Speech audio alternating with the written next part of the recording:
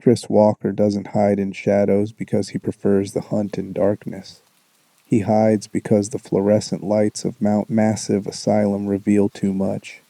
The surgical precision of self-mutilation, the childlike confusion in his voice, the way his massive frame moves with the rehearsed efficiency of someone following orders that no longer exist. Some monsters in the asylum carry the marks of their creation written on their flesh, but others tell stories in silence, in the rhythm of patrol routes memorized from a life before, in the crushing grip of hands that once swore to protect. Chris Walker's story is not one of evil, it's a descent, a spiral where discipline, violence, and trauma blur until even the man beneath the skin becomes a rumor. He is the asylum's most human monster, and that's precisely what makes him unbearable to witness. Mount Massive is filled with victims of the morphogenic engine, men whose minds were cracked open and reassembled into new configurations of madness. But Walker stands apart. He wasn't just broken by Merkoff's experiments, he was already fractured when he arrived, a decorated soldier whose psyche had been ground down by war, by duty, by the impossible mathematics of trying to maintain order in a world designed for chaos. What Merkoff did was take those fractures and widen them, pouring their own nightmares into the gaps until the man who'd once served his country became the asylum's self-appointed executioner, convinced he was still following orders, still protecting something. The question that haunts anyone who encounters Walker's story is simple and devastating. Who was he, really? Before the asylum, before the war, before his mind became a labyrinth where past and present collapsed into a single eternal mission. And more troubling still, what was left after Merkoff's machinery finished with him? Was there still a person in there, trapped behind the violence and the compulsions? Or had Chris Walker become exactly what the asylum needed him to be, a perfect security system built from human parts? This is an attempt to trace that descent, to map the territory between the man and the monster, and to understand how someone sworn to protect became the thing everyone needed protection from. It's a story written in blood on asylum walls, in military records that end too abruptly, in the childlike syntax of a mind trying to hold itself together with the only tools it has left: duty, routine, and violence. Let's walk these corridors together, slowly, and try not to make too much noise. Origins in silence. Before Chris Walker became a name whispered in terror through the halls of Mount Massive, he existed in fragments across official documents that could never quite reconcile the contradictions. His assumed country of origin was listed as New Zealand, a detail evidenced by references to the tuatara lizard endemic to that region. Yet he received treatment in Texas and served in the United States Armed Forces. The details of his early life remain frustratingly sparse, buried in the same bureaucratic machinery that would later fail him so catastrophically. What we know comes from fragments: medical records from the Spindletop Psychotherapy Clinic in Hatton, Texas, military service documentation, and the scattered observations of those who encountered him before his final transformation. The details of his early life remain frustratingly sparse, buried in the same bureaucratic machinery that would later fail him so catastrophically.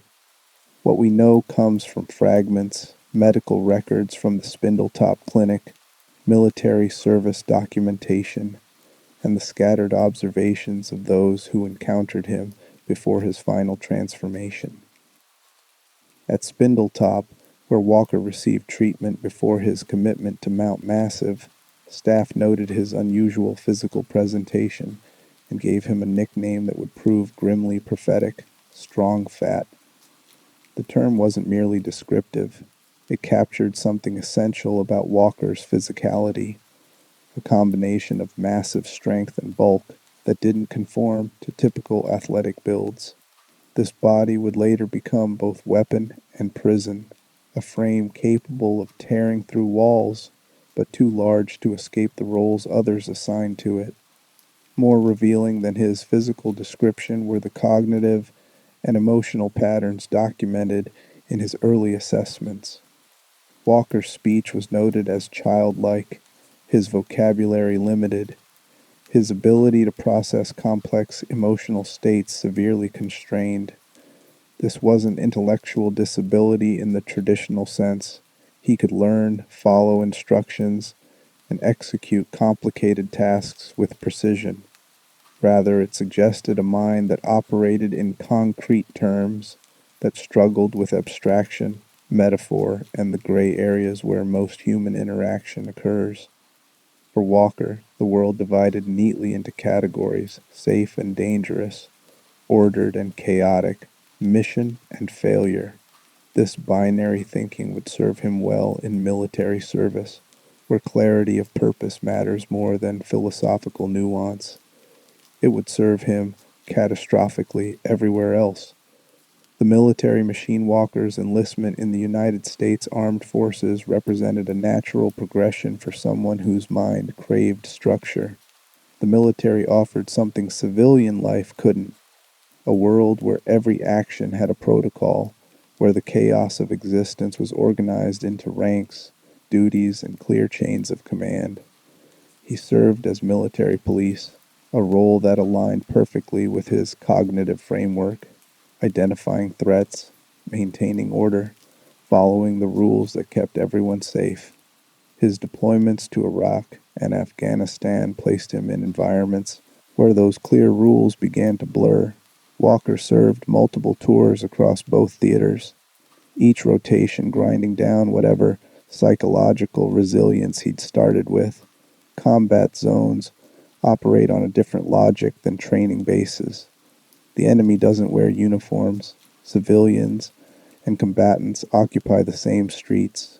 The protocols that worked in controlled environments fracture when applied to asymmetric warfare, where threats emerge from markets, from children, from the faces of people you're supposed to be helping. For a mind like Walker's, which relied on categorical certainty, this ambiguity represented not just a challenge, but an existential threat.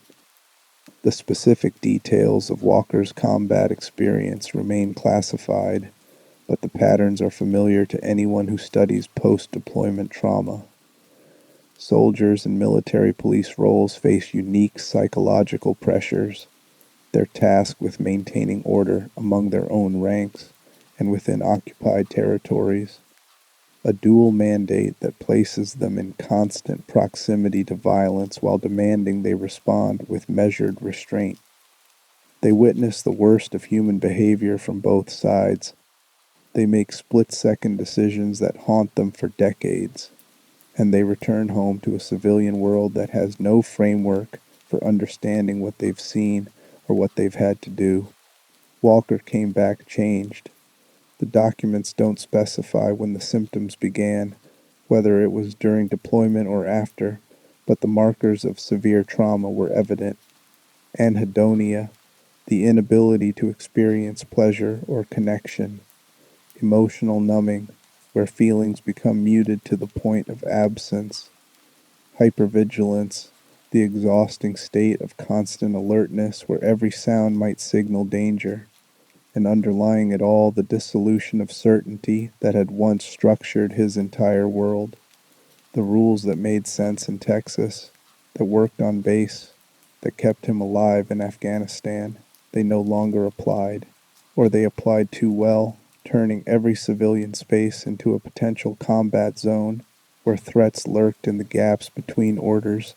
The psychology of concrete thinking. To understand Walker's eventual breakdown, we need to examine the cognitive framework that defined his perception. His documented, childlike speech patterns and literal-minded processing suggest a mind that operates primarily in concrete operational terms rather than abstract reasoning. This isn't a value judgment. Many people navigate the world successfully with concrete cognitive styles. Problems emerge when the world demands flexibility that such thinking can't provide. Concrete thinkers excel in environments with clear rules and immediate cause and effect relationships. They struggle in situations requiring emotional inference, metaphorical understanding, or the navigation of social ambiguity. Walker's military service placed him in roles where these strengths were assets, following orders, executing protocols, maintaining security through systematic vigilance. But modern warfare increasingly demands exactly the kind of abstract reasoning concrete thinkers find most difficult, distinguishing hostile intent from fear, reading cultural contexts, making ethical judgments in morally complex situations. Research into combat trauma reveals that cognitive style significantly impacts how soldiers process and integrate war experiences. Those who think in flexible, abstract terms can reframe traumatic events, find multiple meanings, and construct narratives that allow for psychological integration. Concrete thinkers lack this flexibility. Traumatic experiences become fixed, immutable facts that can't be recontextualized or softened through interpretation. A child who might have been a threat remains permanently a child who might have been a threat, the ambiguity frozen in place, replayed endlessly without resolution. Walker's documented inability to process complex emotions compounded this cognitive rigidity. Emotions for him weren't subtle gradations, but overwhelming states that demanded immediate resolution. Fear required elimination of threats. Confusion demanded clarity through force. Anger sought targets. Without the emotional sophistication to modulate these responses or the abstract reasoning to question them, Walker's trauma calcified into a permanent state of defensive aggression, where the world divided into two categories: secured zones and active threats. The invisible wounds post-traumatic stress disorder in combat veterans manifests along predictable lines, though each case expresses these patterns uniquely. The intrusive memories, the nightmares, the flashbacks where past and present collapse, these are well documented. Less discussed but equally devastating are the cognitive changes that accompany severe PTSD, the narrowing of attention, the loss of executive function, the way trauma literally reshapes neural pathways to prioritize survival over every other consideration. Walker's case likely involved what clinicians call complex PTSD, trauma not from a single event but from prolonged exposure to life-threatening situations. This form of PTSD fundamentally alters personality structure. The self fragments into before and after versions that can't quite recognize each other. The future becomes unimaginable. The present exists only as a series of threat assessments, and the past intrudes constantly, not as memory but as ongoing experience that never quite ends. Military culture's emphasis on stoicism and self-reliance actively interferes with trauma recovery. Seeking help is framed as weakness. Admitting psychological injury threatens one's identity as a soldier. The very qualities that make someone effective in combat, emotional suppression, aggression, hypervigilance, become pathological in civilian contexts, but remain valorized within military frameworks. Walker, with his concrete thinking and limited emotional vocabulary, would have had even fewer resources for recognizing or articulating his deterioration. He likely understood something was wrong only in the most basic terms. He didn't feel right. The world seemed dangerous. He couldn't relax. He needed to maintain security. And then the killing started. The Hatbox murders, as transition from troubled veteran to murderer, occurred not at Mount Massive, but at the Spindletop Psychotherapy Clinic in Hatton, Texas, the same facility where Walker had once received treatment and where he'd subsequently been employed by Merkoff Corporation as a surveillance officer. The position seemed appropriate for someone with his military police background, monitoring therapy sessions, maintaining security equipment, keeping watch over vulnerable patients. No one anticipated that the Watcher would become the threat. Walker's employment at Spindletop placed him in proximity to other war veterans receiving treatment for their own combat trauma. Dr. Claymore, who ran specialized therapy programs at the facility, worked extensively with these patients using dream therapy techniques, incorporating Arabic cultural elements, an approach that may have inadvertently triggered associations with Walker's deployments. The therapy sessions Walker monitored through surveillance equipment exposed him repeatedly to other veterans processing their trauma, their confessions, their breakdowns. Whether this exposure provided catalysts or simply targets remains unclear. What is certain is the outcome: 3 veterans dead, their heads removed with brutal efficiency, and Dr. Claymore murdered as well. The killings that would become known as the Hatbox murders represented methodical violence executed with military precision. Walker killed the men whose therapy sessions he'd been paid to observe, whose vulnerabilities he'd witnessed through security monitors, whose shared experiences with war should have created solidarity, but instead marked them for execution. The victims were all war veterans, a detail too specific to be coincidental. Did Walker recognize something in them? Fellow soldiers, shared trauma, familiar faces that triggered memories of combat? Or did his fractured psyche categorize them as threats based on that very familiarity, seeing enemies where the clinic saw patients?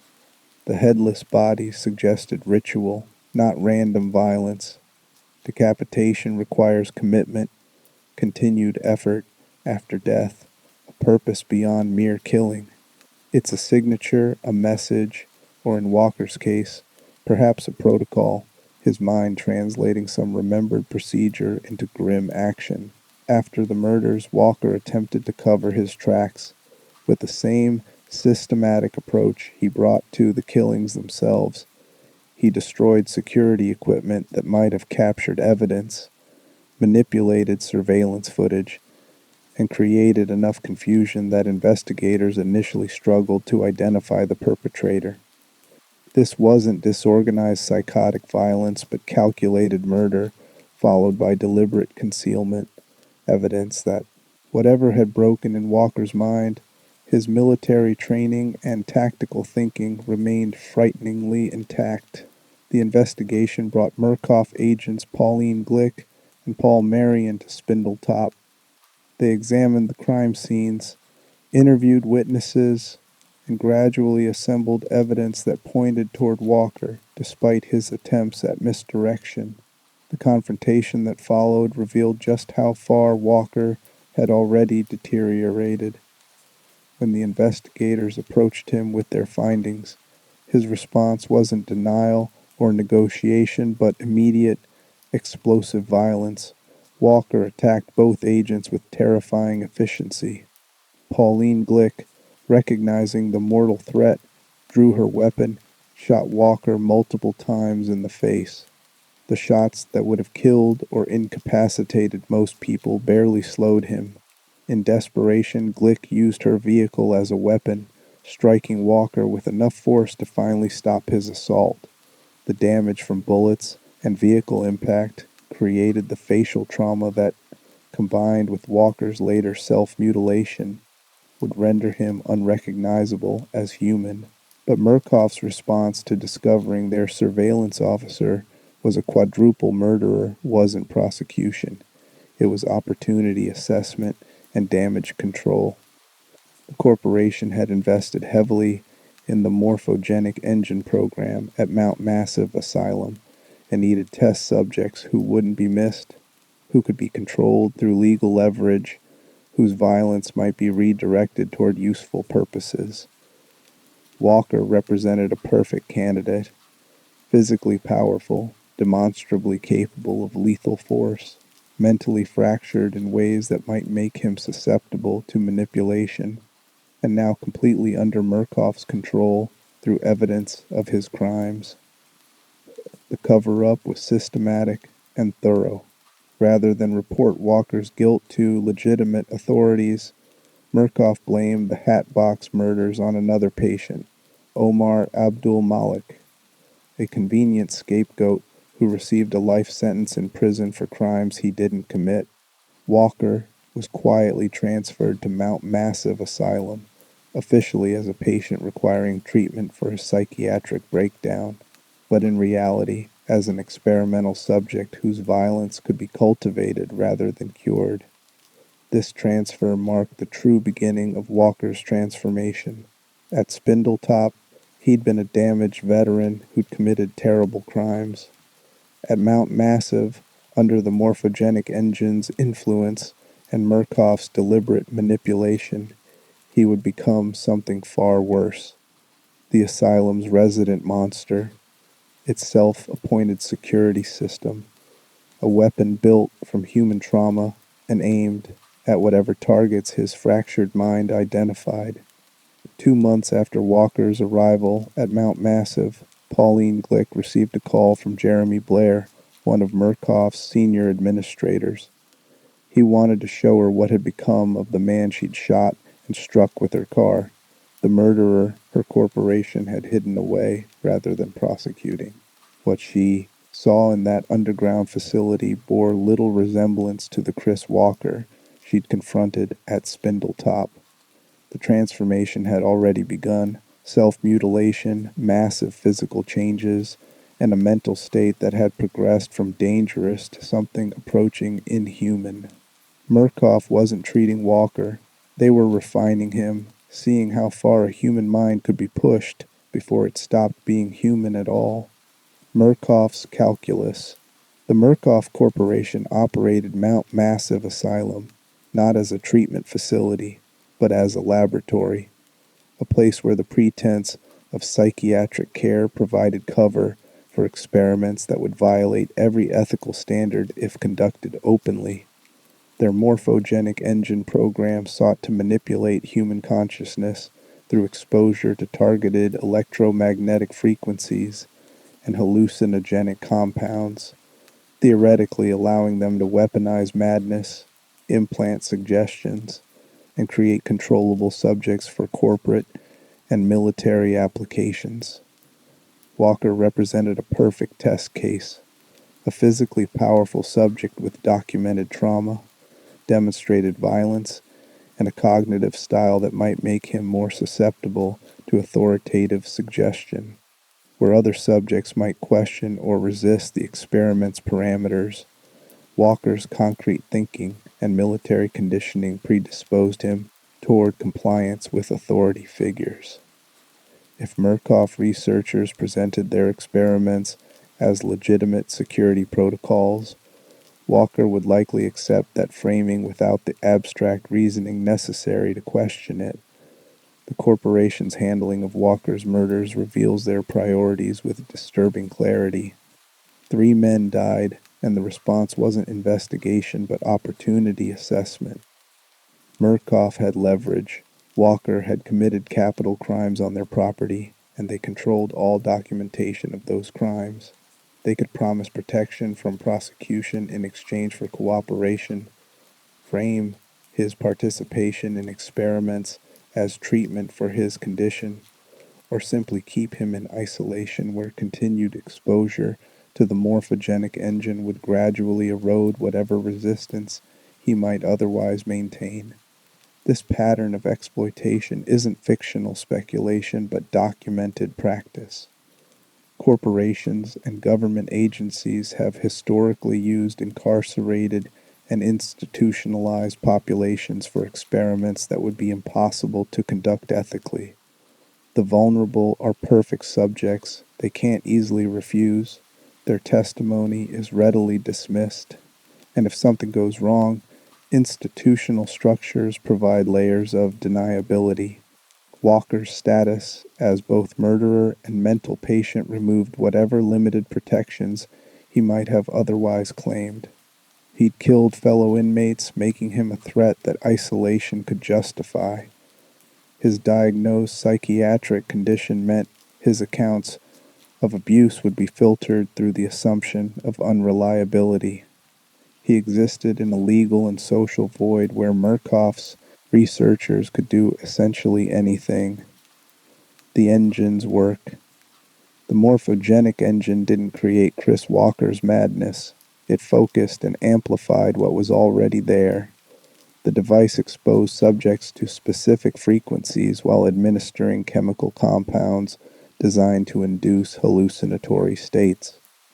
The theory, as much as it can be reconstructed from scattered documentation, held that consciousness could be reprogrammed during these altered states, that traumatic memories could be reshaped, that behavior could be modified through carefully controlled psychosis. In practice, the engine simply broke people. It took existing trauma and forced subjects to relive it endlessly with amplified intensity. It took nascent paranoia and nurtured it into all-consuming terror. It took fragmented psyches and shattered them further, then rearranged the pieces according to the experimenter's desired outcomes. The therapeutic applications Merkoff claimed were always secondary to the weapon potential. If they could learn to control madness, they could deploy it. Walker's exposure to the engine accelerated his deterioration in predictable ways. His existing hypervigilance became permanent crisis mode.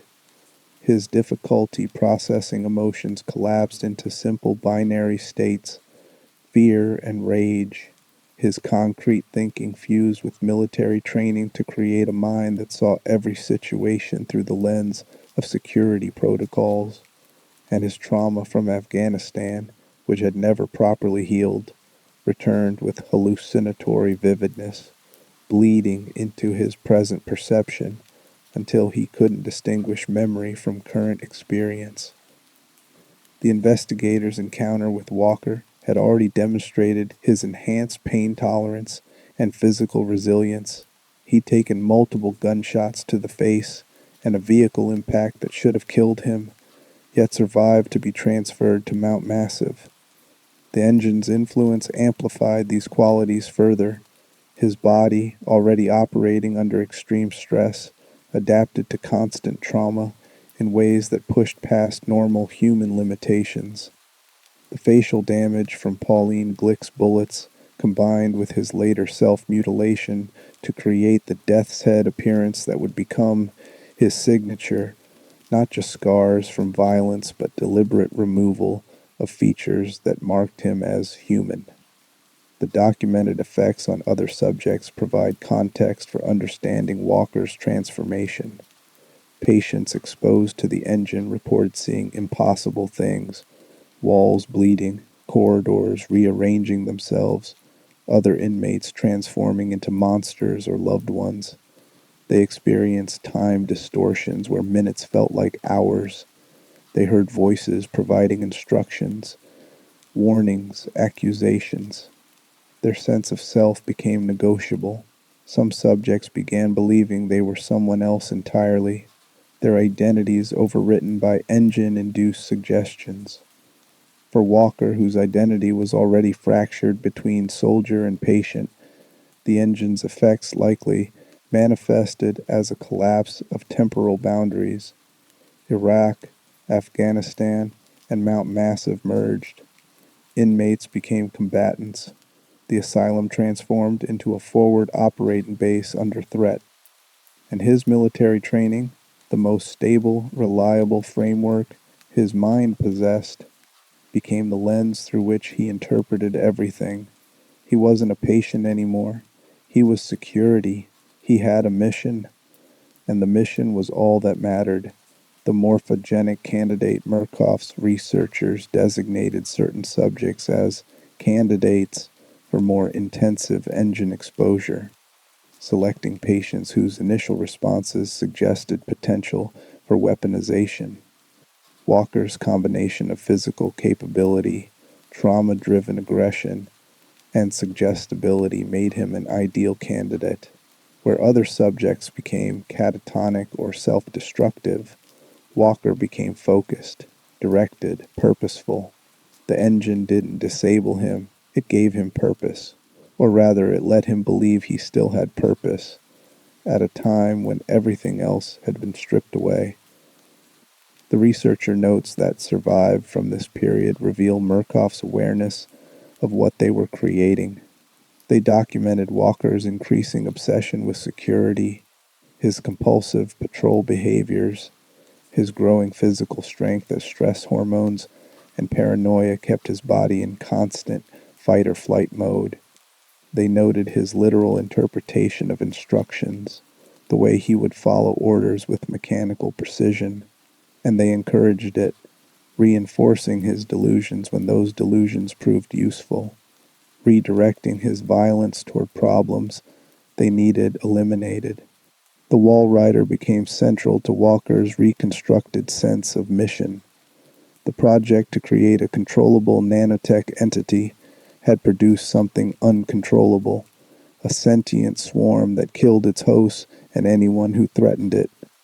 Merkoff needed the Walrider contained, but couldn't simply shut down the project after investing millions. Walker's growing obsession with security made him the perfect instrument for this problem.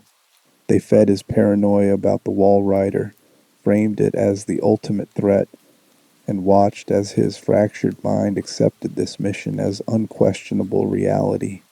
For Walker, the Walrider wasn't an experimental entity, it was the enemy, the thing that justified every extreme measure, the threat that validated his existence.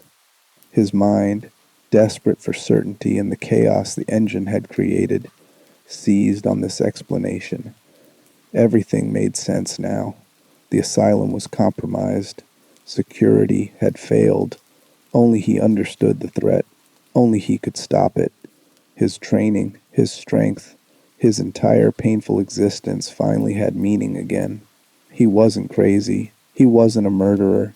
He was a soldier doing his duty, and the Walrider was the mission that would redeem everything. This is how trauma becomes weaponized, not through crude brainwashing, but through the careful cultivation of existing wounds, giving them purpose, direction, and validation. Merkoff didn't create Walker's vigilance or his violence. They simply convinced him those qualities weren't symptoms of illness, but evidence of his unique clarity, his ability to see threats others missed. They made his sickness feel like strength. The man disappears. There's a photograph in the Merkoff files taken early in Walker's commitment that shows something crucial, his face, intact, recognizably human. The eyes are tired, haunted, but still present. There's a person in that photograph, someone you might sit next to on a bus without noticing anything amiss.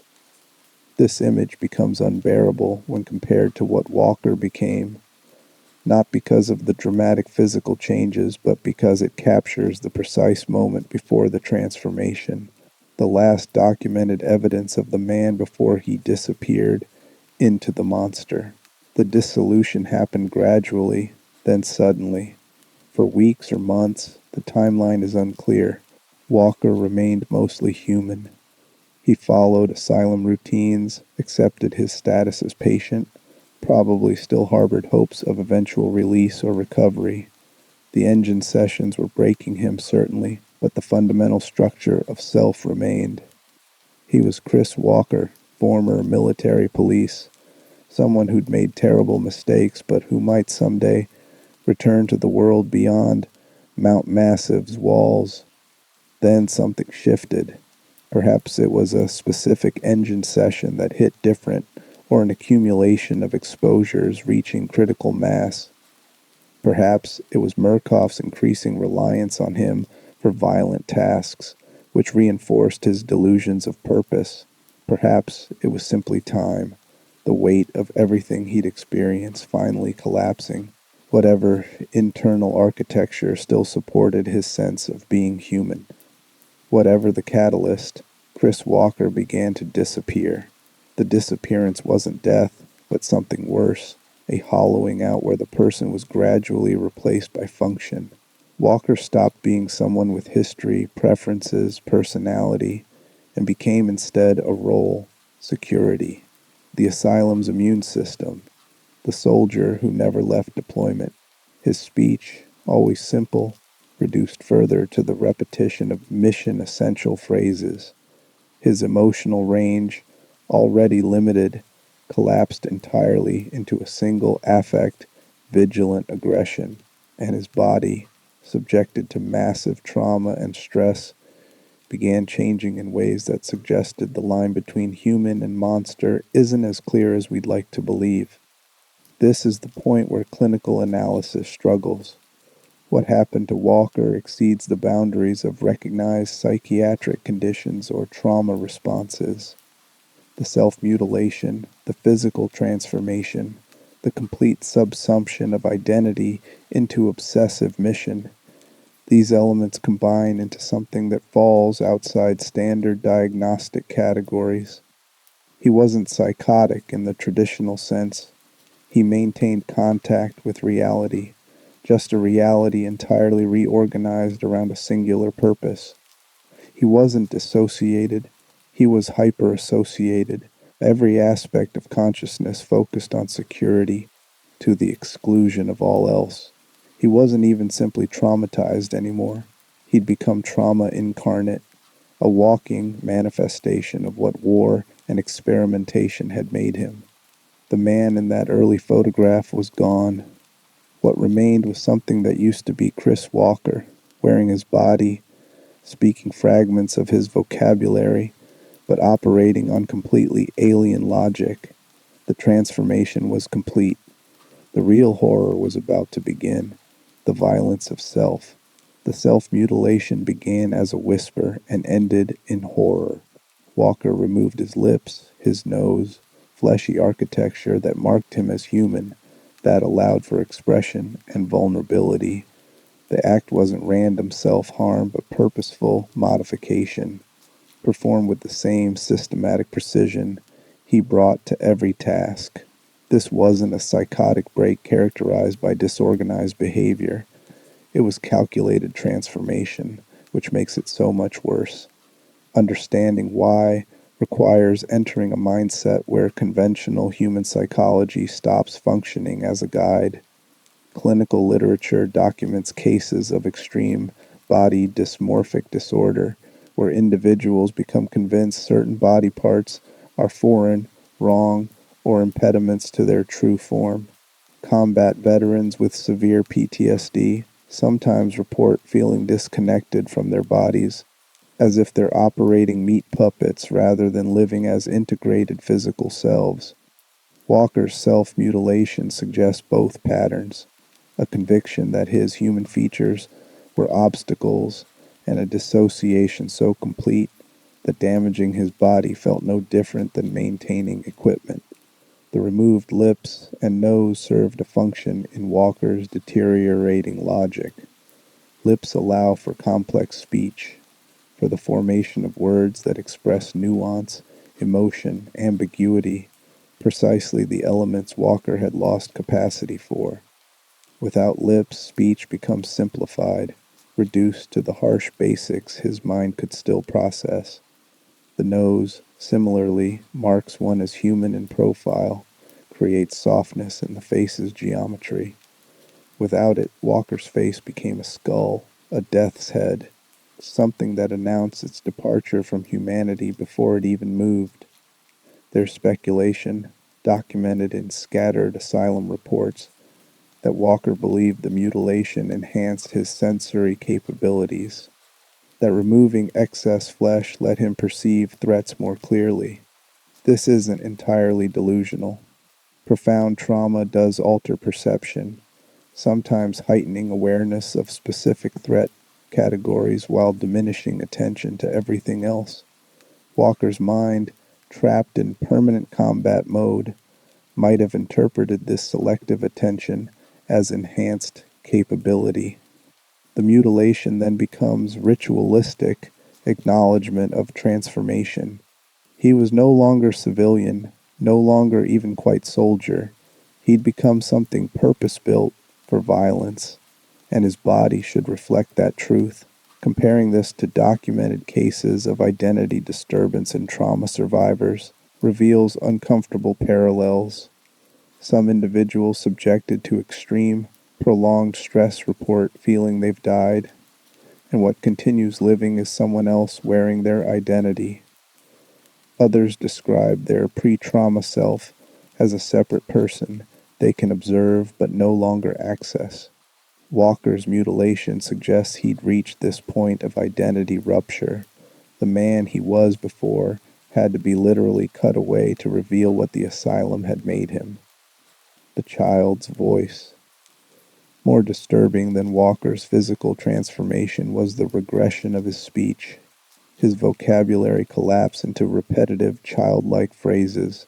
Little pig. Not supposed to be here. Got to stop the Walrider. Delivered in a voice that suggested someone struggling to hold on to language itself, each word requiring immense effort to produce and comprehend. This linguistic regression reflects profound cognitive deterioration. Adult language requires abstract thought, metaphor, contextual interpretation, precisely the capacities Walker had always struggled with, and which trauma had now destroyed entirely. But the regression went beyond simple vocabulary loss. His speech pattern suggested a mind that processed reality at a fundamental, almost pre-linguistic level, where complex situations had to be reduced to simple scripts before they could be addressed. The little pig designation for victims wasn't random. In Walker's fractured cognition, this phrase served multiple functions. It dehumanized targets, making violence psychologically easier, a cognitive trick soldiers are often trained to use. It reduced complex human beings to simple categories. Pig meant small, meant prey, meant something that violated the security zone and needed elimination, and it carried infantile regression, the language of nursery rhyme and fairy tale, suggesting Walker's mind had retreated to developmental stages, where morality was simple and violence had no lasting consequences.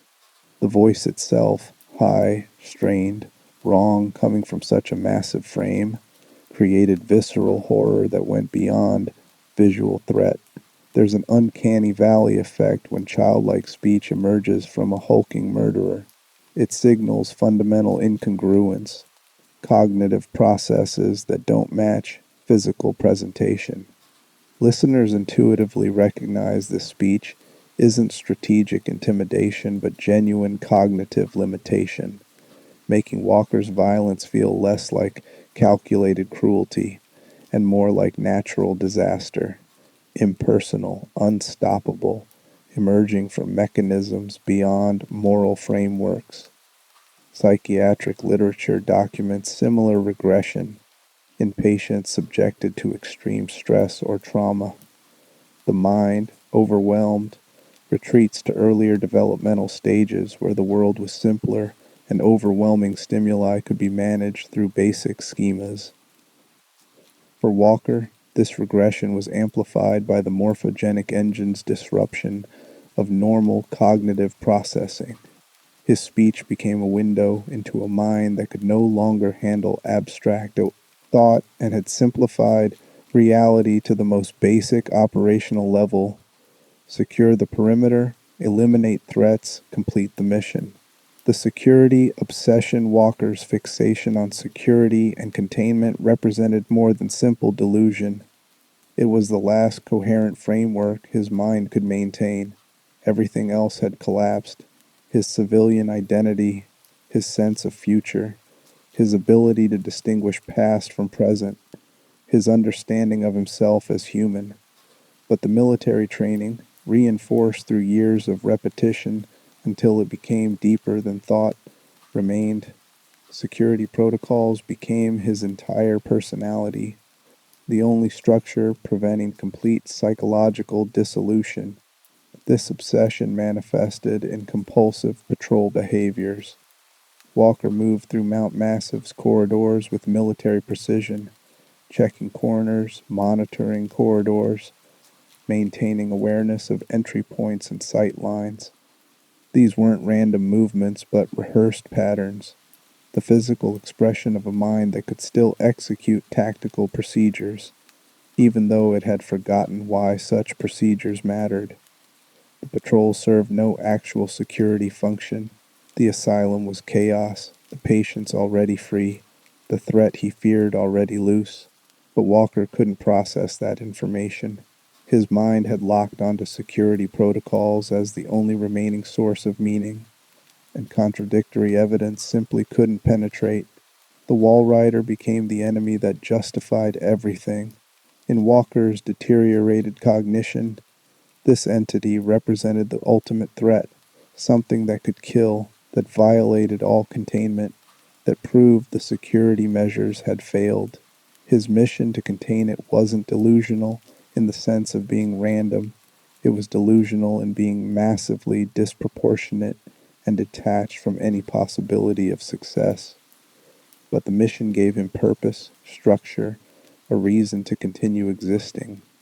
Without it, there was nothing, just a brain-damaged veteran trapped in an asylum filled with corpses and chaos.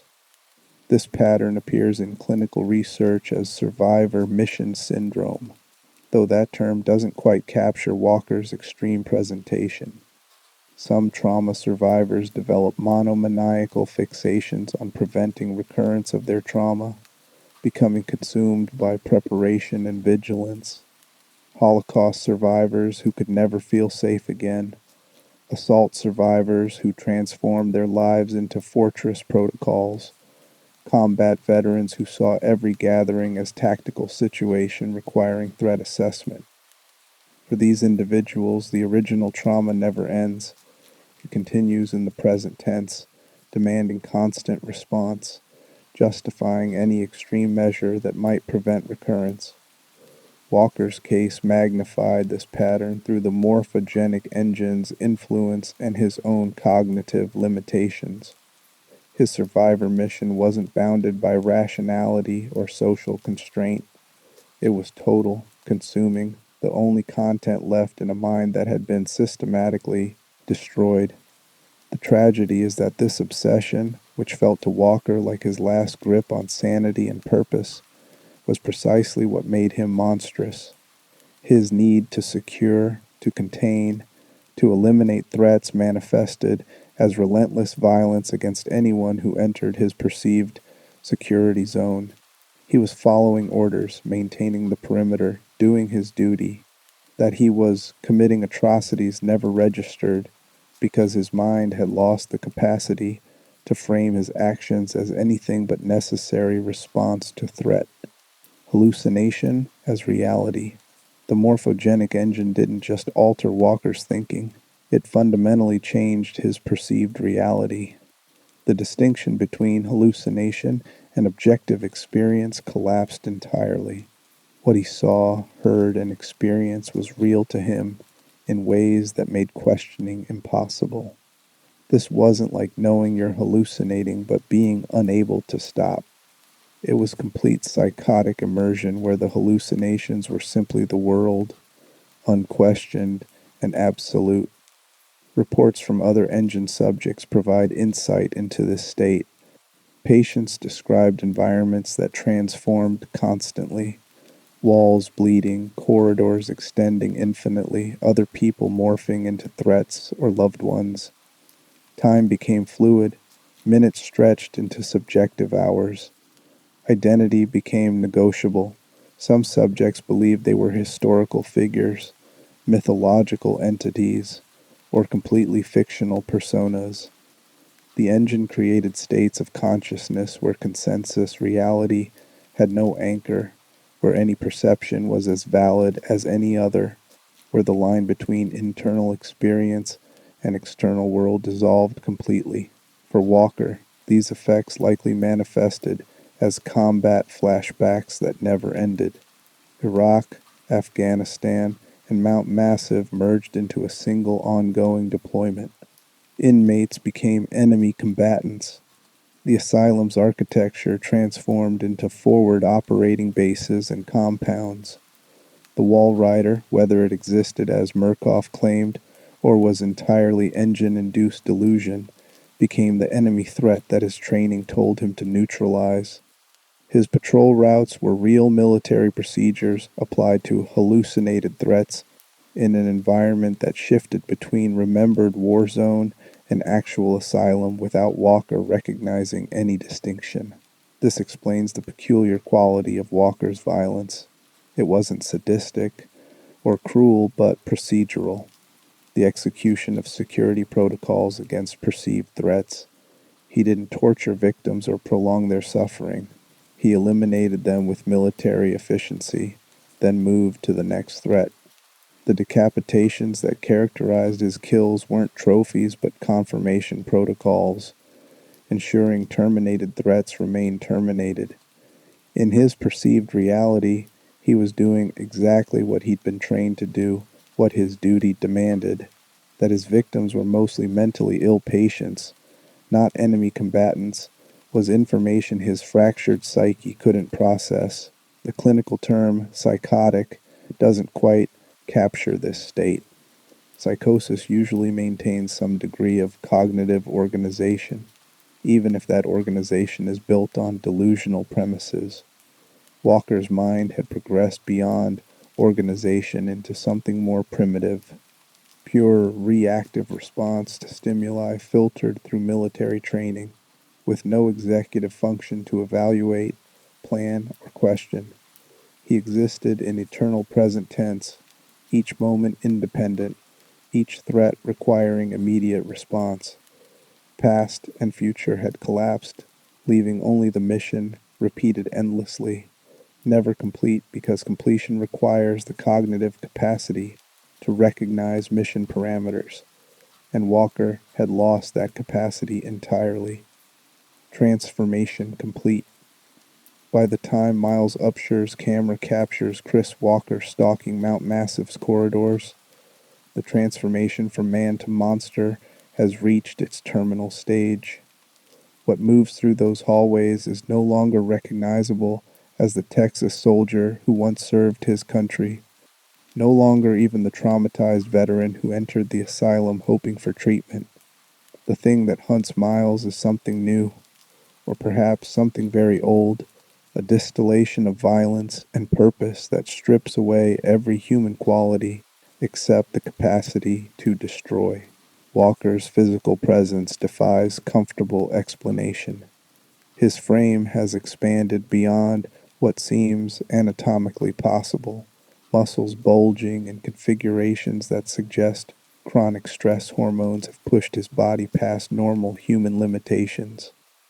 The self-mutilation has rendered his face into something from nightmare. No lips to soften the death's head grin, no nose to mark him as mammalian, just exposed skull structure and eyes that reflect light like an animal's.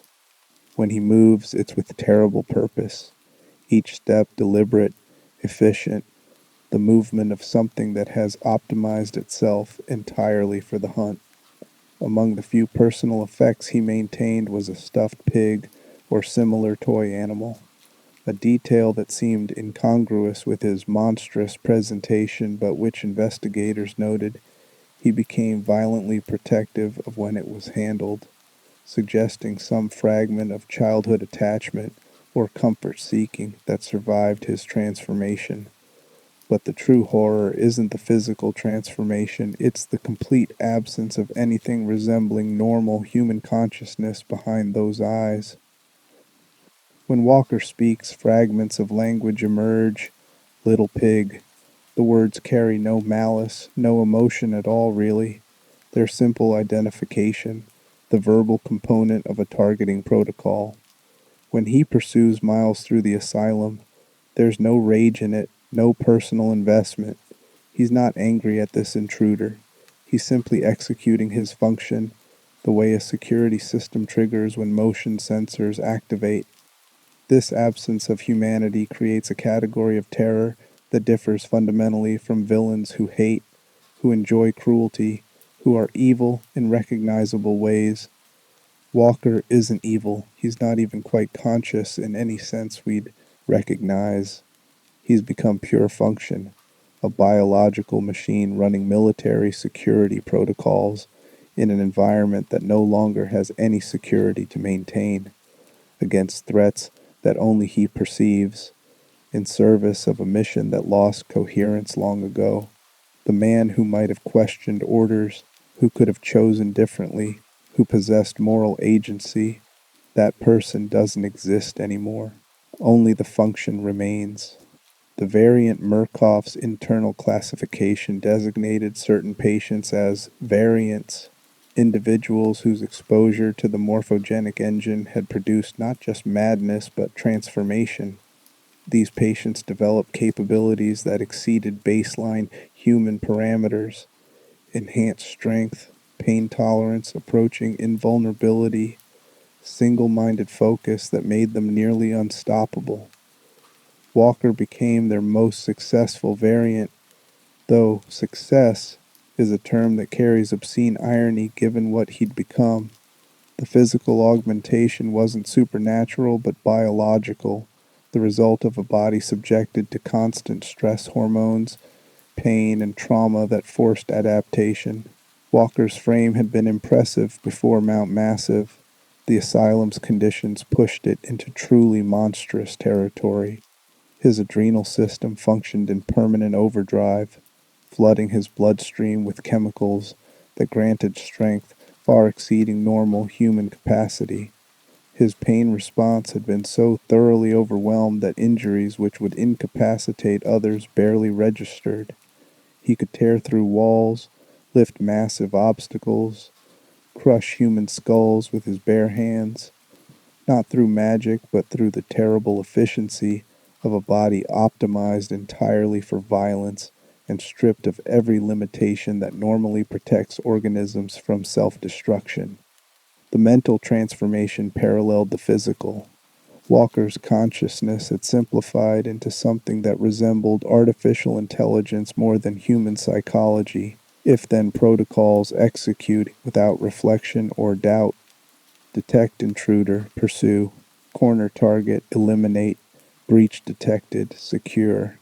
These weren't thoughts in any meaningful sense but automated responses, cognitive reflexes that fired without the mediating influence of judgment, emotion, or moral consideration. The morphogenic engine had achieved what Merkoff's researchers theoretically desired, a human weapon that could be deployed with simple parameters and would execute its function with mechanical reliability. What made Walker unique among the variants was the incorporation of legitimate military training into his transformed state. Other variants were dangerous but disorganized, their violence random and ultimately manageable. Walker brought decades of tactical training to his insanity. His patrol routes showed strategic thinking. He positioned himself to cover maximum territory, monitored choke points, anticipated logical paths intruders might take. His pursuits demonstrated genuine hunting skill refined through combat experience. When he blocked Miles's escape routes, it wasn't accident but the application of military tactics for controlling and trapping enemy combatants. This combination, superhuman physicality, absolute commitment to mission, and professional military skill, created something genuinely terrifying. Walker wasn't a mindless brute. He was a highly trained soldier whose mind had been reduced to pure tactical function, who brought professional competence to atrocity. Every pursuit Miles endures isn't just a chase, but a military operation executed with grim precision. Walker doesn't run blindly after his target. He herds, traps, and closes distance with the efficiency of someone who's performed similar actions countless times in genuine combat situations. The pig, the priest, and the soldier Walker's designation of victims as Little Pig reveals the cognitive schemas that structured his decimated consciousness. The phrase served multiple purposes, each illuminating different aspects of his psychological state.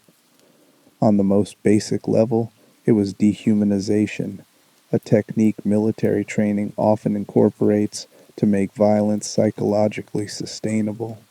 If enemies are pigs, not people, killing them carries no moral weight.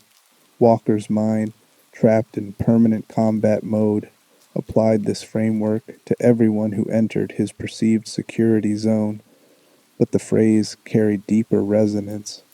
Little pig evoked nursery rhyme logic, the world of childhood fables, where wolves huff and puff and houses fall down. This regression to childlike reference points wasn't random but reflected the genuine cognitive state of Walker's damaged mind. He'd retreated to developmental stages where morality was simple. The big bad wolf wasn't evil, just hungry and doing what wolves do. Similarly, Walker wasn't committing atrocities. He was simply being what the asylum had made him, following the scripts his shattered psyche could still access. The size differential implied by little carried significance too. Walker's massive frame made nearly everyone literally small in comparison, but the designation suggested more than physical description. It captured a power relationship, big predator, little prey, and possibly reflected how Walker's mind categorized threats. In his fractured perception, intruders were small precisely because they lacked his understanding of the real danger, the Walrider threat that justified every extreme measure. They were children wandering into danger zones they couldn't comprehend, and he was the only one who understood, the only one committed enough to do what was necessary. Comparing Walker to other massive antagonists illuminates his unique psychological profile. Father Martin's religious mania gave him terrible purpose and eloquence. He was insane but retained complex language and theological reasoning. Dr. Traeger's sadism showed organized planning and dark curiosity about human suffering. The twins operated with synchronized, predatory intelligence. Each displayed madness that retained recognizable human qualities, motivations that made twisted sense even as they horrified. Walker alone had passed beyond motivation into pure mechanism. He didn't have Martin's vision of redemption through suffering, Traeger's curiosity about pain, or the twins' predatory satisfaction. He had only the mission, executed with military precision, repeated endlessly, because his mind had lost the capacity to conceive of completion or failure or anything beyond the immediate tactical situation. In this sense, Walker represented the asylum's purest distillation of trauma, the human reduced to its most basic functions, all complexity stripped away, leaving only violence and the rigid protocols that channeled it. The relentless pursuit. Miles Upsher's footage of Walker reveals the true horror of facing something that will never stop, never tire, never question its purpose. In the most memorable sequences, Walker pursues Miles through the asylum with mechanical inevitability, not fast exactly, but absolutely relentless, appearing in doorways, just cleared, emerging from vents and passages that shouldn't accommodate his bulk. Always there, always advancing, never deterred by locked doors or blocked routes. This relentlessness reflects the cognitive simplification Walker had undergone. Normal human behavior includes doubt, reconsideration, alternative priorities. We start tasks and get distracted, encounter obstacles and choose different approaches, face resistance and sometimes give up. Walker's mind had lost all of that flexibility. Once his targeting protocols identified Miles as a security threat, that designation became absolute and permanent. Every cognitive resource, every ounce of physical capability, every moment of existence focused on a single goal: eliminate the intruder. Miles couldn't negotiate, couldn't reason, couldn't appeal to humanity that no longer existed. He could only run. The spaces where Walker hunted Miles amplified the psychological pressure. The asylum's corridors became a maze designed by nightmare. Tight passages where Walker's bulk should have been a disadvantage but instead created claustrophobic terror. Larger rooms where his patrol patterns covered every possible hiding spot. Vertical spaces where he could reach down from above or burst up from below. Walker knew this territory with the intimacy of someone who'd memorized every inch through obsessive patrol. Miles was navigating an unfamiliar building in darkness while pursued by something that had mapped every shadow, every vent, every potential route through months or years of compulsive vigilance. Sound design intensified the experience. Walker's footsteps weren't quiet. His bulk and heavy boots created distinctive sounds that echoed through metal corridors. Miles would hide in a locker or beneath a bed, controlling his breathing, and those footsteps would approach, each step a promise. The sound would pass, moving, away, and for a moment there'd be hope. Then silence, worse than footsteps because Walker had stopped, was listening, was processing, was using tactical training to determine where prey would hide. Then the footsteps would return, closer, more purposeful, and the locker door would bend as massive hands gripped it. What made these encounters psychologically devastating was the absence of traditional horror movie logic. Walker didn't toy with victims or deliver speeches explaining his motivation. He didn't have motivation in any sense that could be explained. He simply executed his function with terrible efficiency. When he caught Miles, the death was swift and brutal, head twisted off with the same clinical precision he'd apply to any security task. There was nothing personal in it, which somehow made it worse. Miles wasn't dying because Walker hated him or enjoyed killing. He was dying because he'd violated a security perimeter, and Walker was the system designed to eliminate such violations. The Headless trophies. Throughout Mount Massive, investigators would later find bodies bearing Walker's signature, decapitation, arranged with disturbing precision.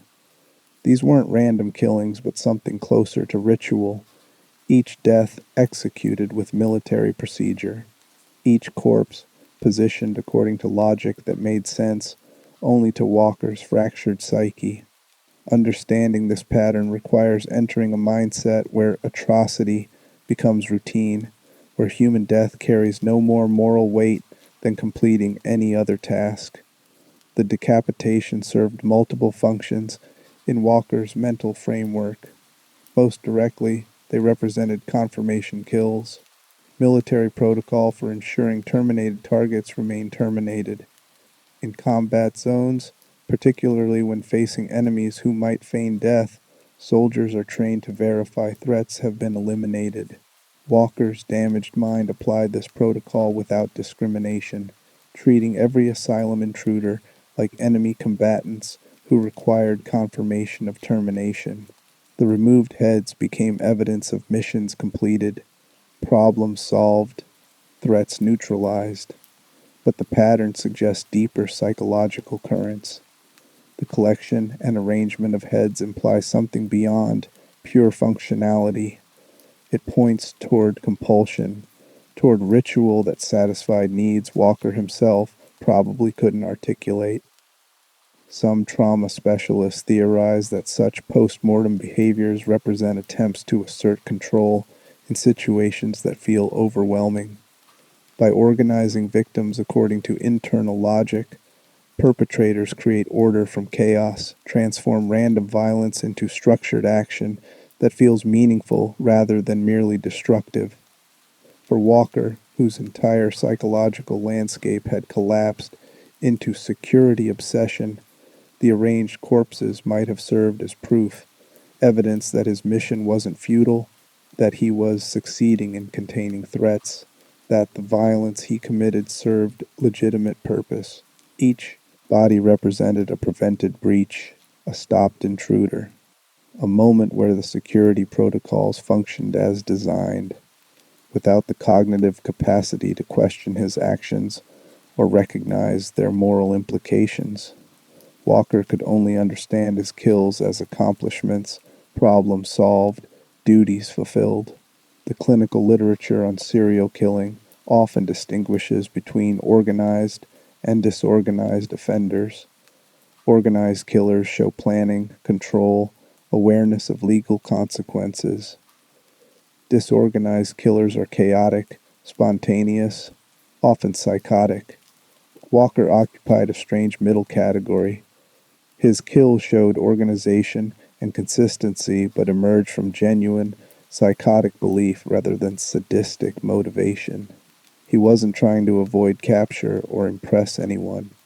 He was simply executing security protocols with the same systematic approach he'd bring to any assigned task, his military training providing structure to madness that might otherwise have been random violence. The truly disturbing element, the aspect that separates Walker from classic horror villains, is that he never derived satisfaction from these kills. There was no pleasure, no relief, no sense of accomplishment. He killed because it was Tuesday, because targets appeared, because his programming executed. Then he returned to patrol, waiting for the next intrusion, the next threat, the next security breach that would trigger the same protocols. The violence was completely mechanized, drained of any human quality, including sadism. He was a machine built from human parts, running security software that no longer corresponded to any legitimate purpose, executing its function because that's what machines do. The myth made flesh. As Miles moved through Mount Massive, Walker became more than an individual threat. He transformed into the asylum's dark myth, the story whispered by other inmates, the shadow that made everyone else seem less dangerous by comparison. Patients who were themselves violent and deranged spoke of Walker with genuine fear. In an environment filled with cannibals, zealots, and sadists, he alone inspired universal terror. This elevation to mythic status reflected something genuine about Walker's role in the asylum's ecosystem. He functioned as the immune system that had turned cancerous, the security measure that became the primary threat. Every asylum needs enforcers, systems that maintain basic order even among chaos. Walker had been that system. Merkoff had encouraged his security obsession precisely because it served their interests in containing the asylum's violence. But like an immune system attacking the body it's meant to protect, Walker's protocols had lost all discrimination. He couldn't distinguish between legitimate security threats and innocent bystanders, between fellow asylum staff and intruders, between protection and indiscriminate slaughter. The other inmates recognized this quality. They saw in Walker something fundamentally different from their own: madness. They were broken in ways that retained human qualities. Father Martin sought meaning through suffering. Traeger explored sadistic curiosity. The twins hunted out of predatory instinct. These were comprehensible motivations, perverse but recognizably human.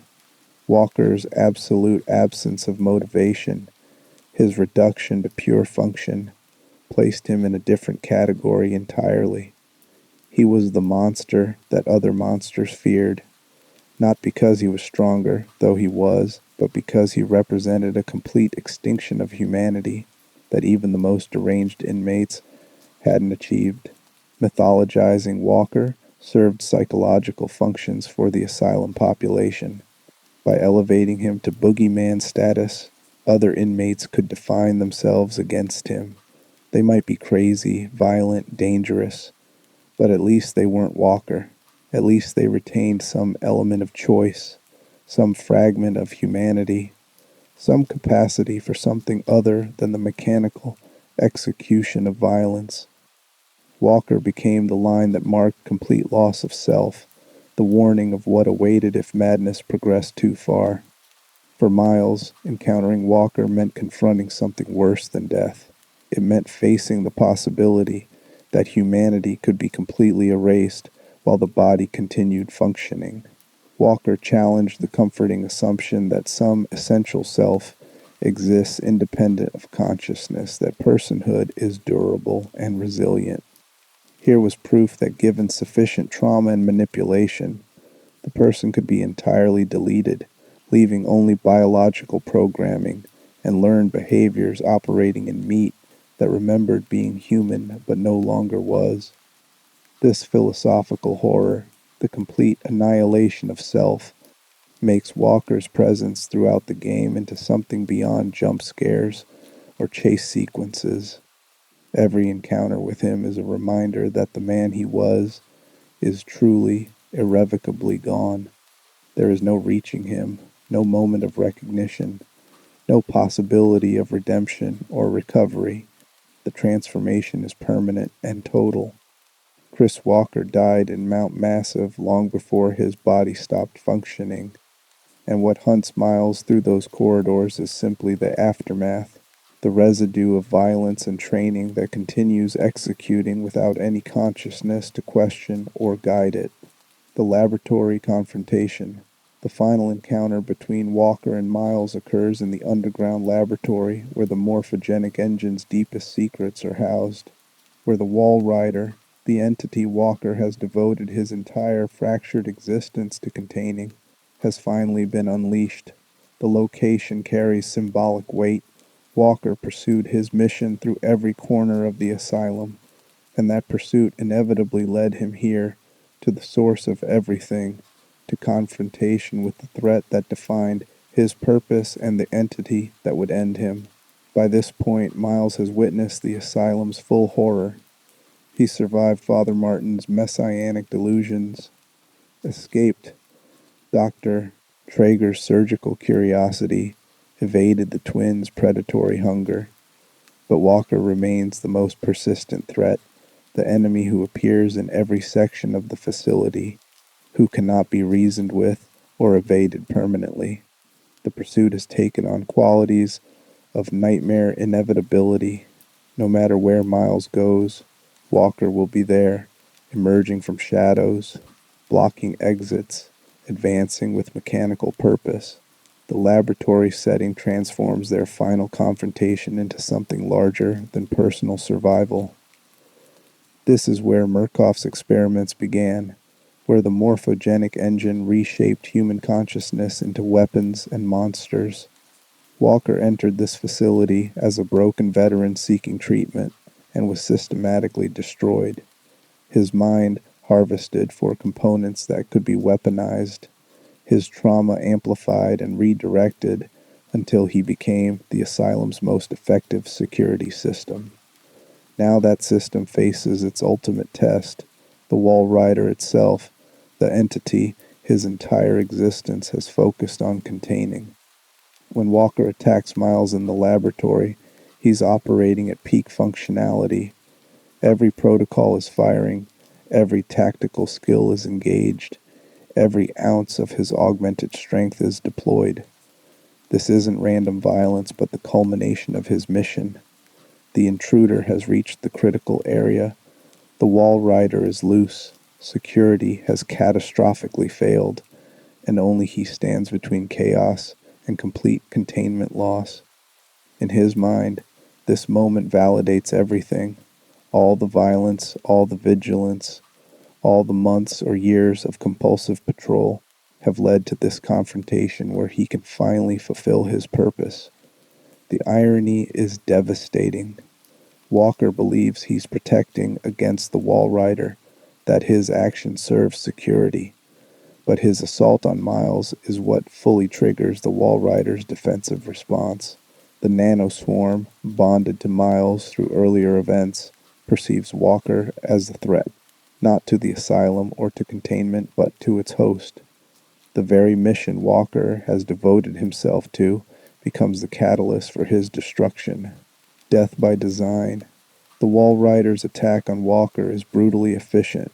The nanoswarm infiltrates his body through every orifice, tearing him apart from within, using his own mass against him. For someone whose physical augmentation had made him nearly unstoppable against conventional threats, this method of death carries particular horror. His strength means nothing. His size becomes a disadvantage. His enhanced pain tolerance ensures he remains conscious through destruction that would mercifully kill others immediately. Miles's camera captures the scene in fragmentary detail. Walker's massive frame lifting off the ground, suspended by forces he can't fight, body convulsing as the swarm works inside him. The sounds are worse than the visuals. Wet tearing, breaking bones. Walker's voice rising in tones that might be anger or pain or simply the noise a biological system makes when it's being systematically dismantled. Then silence. The Walrider drops what remains of Chris Walker, and the camera shows a body that no longer resembles anything human, just meat and bone arranged in configurations that shouldn't exist. The death scene, for all its graphic horror, carries elements of tragedy. This is the end point of everything. Walker's military service, his combat trauma, his psychotic break, his years subjected to the morphogenic engine, his transformation into Mount Massive's living security system, every choice made by institutions meant to protect him, the military that deployed him repeatedly without adequate psychological support, the VA system that failed to treat his trauma, Merkoff that weaponized his breakdown, led to this moment, to death in an underground laboratory at the hands of an entity that shouldn't exist. There's no dignity in Walker's death, no final words or moment of clarity. He dies as he lived his final years, pursuing his mission, focused entirely on security protocols, conscious of nothing except the immediate tactical situation. If there's mercy in it, it's only that death finally releases him from the mission that had become his entire existence. The obsession that kept him functional after everything else broke now has no vessel to contain it. The pursuit ends. The protocols stop executing. What was Chris Walker simply ceases. Clinical analysis of Walker's final moments would note the complete absence of self-preservation instinct. A psychologically intact person facing the Walrider's attack would have fled, would have tried to escape or negotiate or display any behavior suggesting they valued their own survival. Walker showed none of this. He focused entirely on Miles as target, on mission completion, even as the swarm killed him. This absolute subordination of survival to purpose represents the terminal stage of his cognitive collapse. Even the most basic biological imperatives had been overwritten by security protocols. The question of awareness, one of the most haunting aspects of Walker's story, is the uncertainty about his subjective experience. What was happening inside his mind as his body executed security protocols through the asylum's corridors? Was there any remnant of Chris Walker, the person trapped inside, aware of what he'd become but unable to stop? Or had consciousness itself been so thoroughly reorganized that no trace of the original personality remained? The evidence points toward complete erasure, but uncertainty remains. Walker's childlike speech pattern suggests cognitive function reduced to its most primitive levels, but speech simplification doesn't necessarily indicate complete absence of awareness. Some patients with severe aphasia retain internal complexity despite losing ability to express it. Could Walker have been experiencing something similar, understanding what he'd become, horrified by his own actions, but unable to override the protocols that controlled his behavior? This possibility is almost worse than imagining complete erasure. It suggests Walker spent his final time as a prisoner in his own body, watching himself commit atrocities, trying desperately to stop but finding every attempt at resistance overridden by the morphogenic engine's conditioning and his own damaged neurology. The patrols would have been torture, walking the same routes endlessly, knowing they served no purpose, unable to choose different actions. The kills would have been nightmares, his hands moving independently, military training executing through his body while some fragment of self screamed uselessly in the background. But the evidence for this scenario is thin. Walker's behavior showed no signs of internal conflict, no moments where he hesitated or displayed distress at his own actions. He moved through the asylum with the smoothness of complete integration, no friction between intention and execution. This suggests consciousness had been genuinely transformed, not imprisoned. He wasn't a person forced to act against his will, but a person whose will had been completely reconstructed around security protocols. The question ultimately cannot be answered definitively. We have only external observations, Walker's actions, speech, and the fact that his behavior remained absolutely consistent until death. Whether any Chris Walker remained inside, suffering and aware, or whether he died psychologically long before his body stopped functioning, we cannot know. Both possibilities are tragic. Both indict the systems that created him. The broader implication: Walker's story extends beyond individual tragedy to represent systemic failure at every level. The military that deployed him without adequate psychological support, that treated trauma as weakness rather than injury, that failed to provide treatment that might have prevented his breakdown, the VA system that couldn't or wouldn't address his deteriorating mental state, the corporate medical industry that saw vulnerable patients as experimental subjects rather than humans deserving care and protection, the regulatory systems that allowed facilities like Mount Massive to operate with minimal oversight. Each institution failed Walker, and those failures compounded until transformation into monster became inevitable.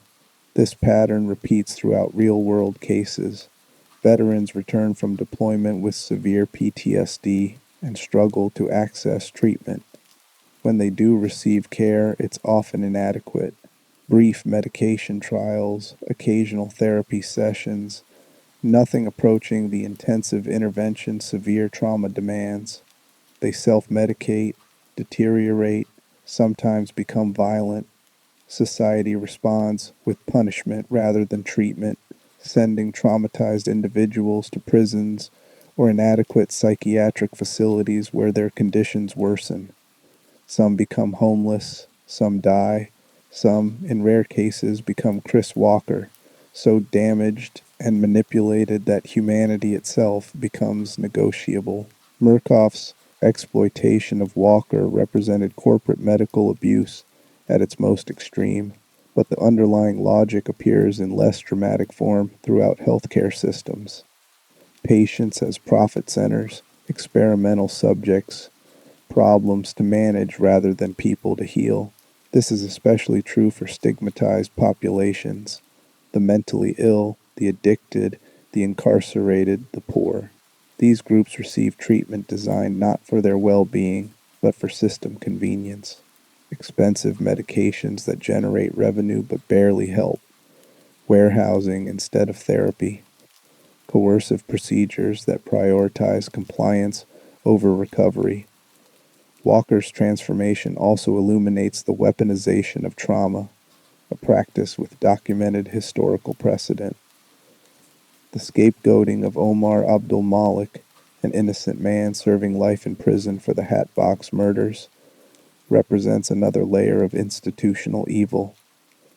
Merkoff didn't just exploit Walker, they destroyed another life to protect their asset, demonstrating how corporate interests can corrupt justice systems entirely. Intelligence agencies have researched using damaged individuals as assets, exploiting their dissociation and suggestibility. Military programs have attempted to create super soldiers through psychological conditioning that strips away limitations like empathy and fear. These programs invariably fail on their own terms. Traumatized people don't become controllable weapons, but unpredictable dangers. But they succeed in destroying the subjects, leaving people so damaged they can never recover. The ethical implications are profound and disturbing. Walker never consented to becoming what Merkoff made him. His initial commitment to Mount Massive presumably included some expectation of treatment, of eventually returning to society. Instead, his trauma was cultivated and weaponized, his damage amplified rather than healed, his body and mind transformed into tools serving corporate interests.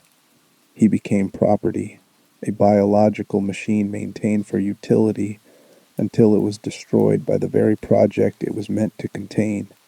Speculation on alternatives. Could Walker have been saved at any point? The question haunts any thorough analysis of his case.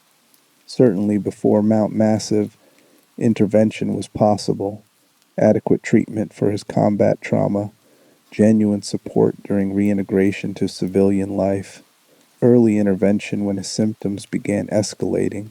These might have prevented the psychotic break that led to murder and institutionalization. The fact that he received none of this reflects systemic failure, not individual inevitability. Even after his commitment to Mount Massive, before intensive exposure to the morphogenic engine, recovery remained theoretically possible. Real psychiatric treatment, medication to manage his PTSD symptoms, therapy to process his trauma. These interventions have proven effectiveness with similar cases. Walker's cognitive limitations would have complicated treatment, certainly, but they didn't preclude it. With adequate resources and genuine therapeutic intent, he might have stabilized, might have reached a point where he could function in supervised settings, might have retained his humanity even if he never fully recovered. But these alternatives required systems that didn't exist. Mount Massive, under Merkoff's control, wasn't a treatment facility, but an experimental laboratory. Walker's value to them lay precisely in his damage. He was useful broken, profitable as a test subject, effective as a security system. Healing him would have eliminated that utility. The incentives all pointed toward exploitation rather than recovery, toward amplifying his trauma rather than treating it. After extended exposure to the morphogenic engine, after the self-mutilation and the complete subsumption of identity into security protocols, recovery became increasingly implausible. The damage was too severe, too comprehensive. Even if removed from the asylum and provided intensive care, Walker's mind had been so thoroughly reorganized that the person who preceded the transformation might have been irretrievable. This doesn't mean death was inevitable. He might have been maintained in heavily medicated stability, might have lived for years in some minimal state, but restoration of the Chris Walker who existed before deployment, before Mount Massive, before becoming the asylum's monster, that person was gone. The tragedy is that we know alternate outcomes were possible because we have examples. Veterans with trauma as severe as Walker's, who received adequate treatment and eventually recovered meaningful quality of life. Patients subjected to experimental abuse who, when removed from those conditions and provided real care, achieved stability and sometimes healing. Walker's fate wasn't inevitable given his trauma. It was inevitable given the systems he encountered, the institutions that claimed to help while actually destroying him. The whistleblower perspective.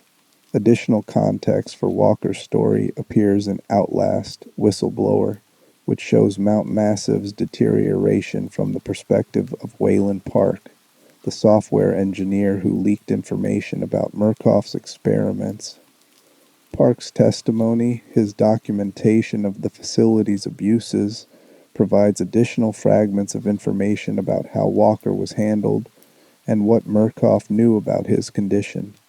The whistleblower content confirms that Merkoff's leadership was fully aware of Walker's murders. his deteriorating mental state, and his transformation into something monstrous.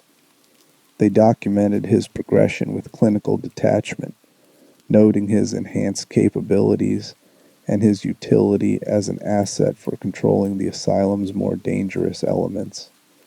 When Walker killed other patients, Merkoff's response wasn't intervention but data collection. They wanted to understand what triggered his violence, how it could be directed, whether his protocols could be refined or replicated. This documentation reveals Merkoff's leadership as fully culpable. They weren't ignorant about what Walker had become. They chose to maintain and exploit his condition, to amplify his damage, to position him where his security obsession would serve their interests. Walker became a tool they used to maintain order during the asylum's collapse, a blunt instrument that kept certain areas clear and eliminated problems without requiring direct involvement from security staff who might report abuses or refuse orders. Park's footage and testimony also capture moments of Walker's functionality before the final collapse.